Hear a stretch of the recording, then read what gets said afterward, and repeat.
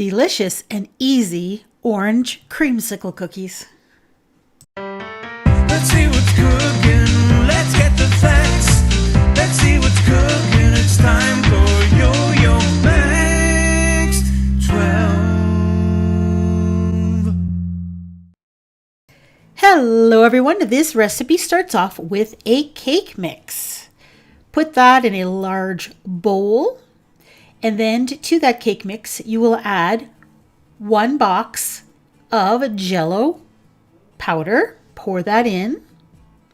Then 2 tablespoons of orange zest. Then blend those ingredients together until combined.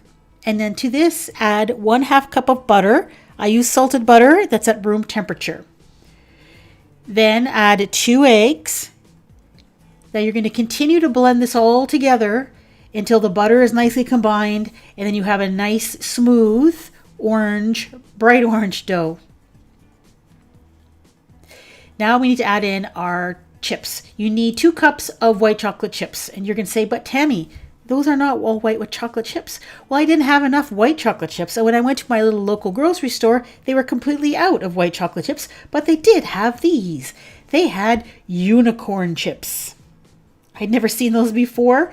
So I bought a package of those. They're actually yellow and pink little chips. And when I tasted them, they taste just like white chocolate. Kind of what I expected. There's no other flavors there, just the coloring.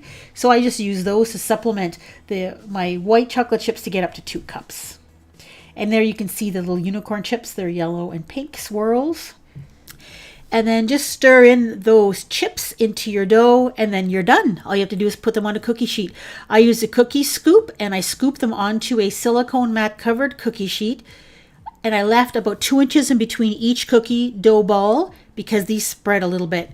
Bake them at 350 degrees for about 10 to 13 minutes.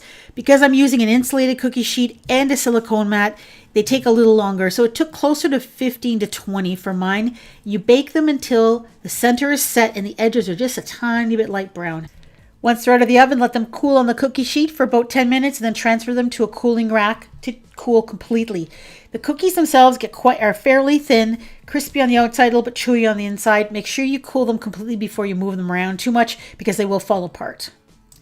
These cookies were a winner. They taste just like creamsicles. They really, really do. My family loved them, and I'm going to be making them again. I have always loved recipes that start off with a cake mix and then turn the cake mix into something special, just like these creamsicle cookies.